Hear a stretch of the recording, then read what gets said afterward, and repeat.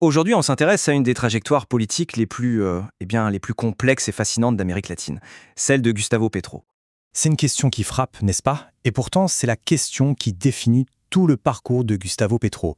Une histoire qui en fait raconte aussi les profondes transformations et les tensions de la Colombie moderne. Alors allons-y, on plonge dedans. Parce qu'avant d'être président, Petro, il a été beaucoup de choses. Militant, maire, sénateur. Son parcours est complètement lié, indissociable, de l'histoire récente de la Colombie.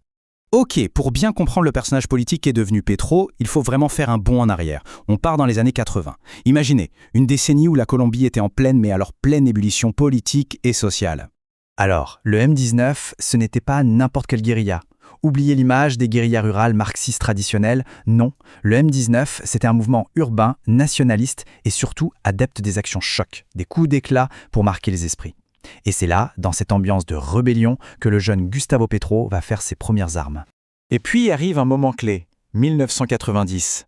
Le M19 se démobilise. Attention, ce n'est pas une reddition, c'est une transition.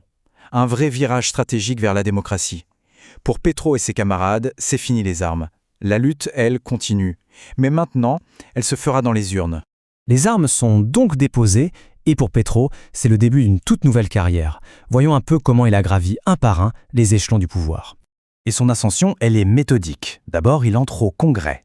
Là, il se fait un nom, une réputation de tribune qui n'a pas froid aux yeux, dénonçant sans arrêt la corruption et les liens un peu troubles entre certains politiques et les groupes paramilitaires. Et puis, étape suivante, il conquiert la mairie de Bogota.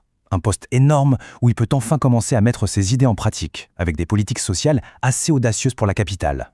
Et pendant tout ce temps, le cœur de son message, ce qui va le porter jusqu'au sommet, ça ne changera jamais. C'est cette lutte, une lutte acharnée contre les inégalités qui déchire la Colombie. C'est vraiment ça, le fil rouge de toute sa carrière. Après plusieurs essais, la consécration finit par arriver. Et avec elle, une rupture. Une vraie rupture historique pour le pays. 2022. La date est gravée dans l'histoire.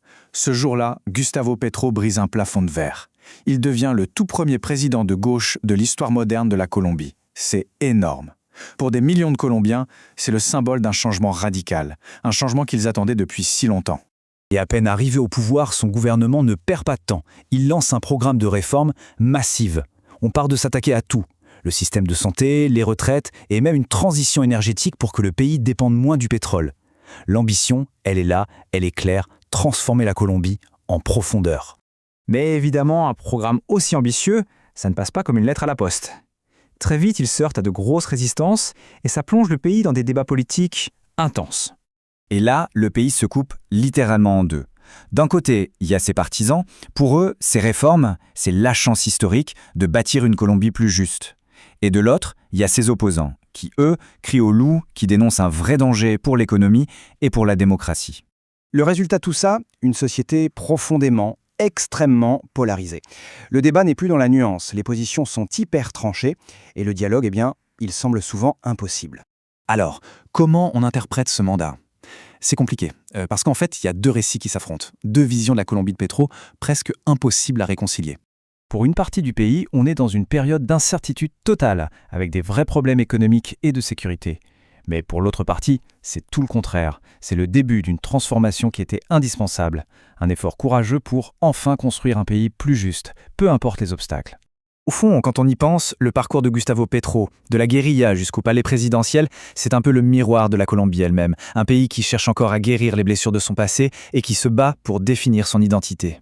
La question reste donc ouverte. Le mandat de Petro, il est loin d'être fini. Son héritage est en train de s'écrire, là, maintenant, en temps réel, au milieu des passions et des contradictions d'un pays en pleine ébullition.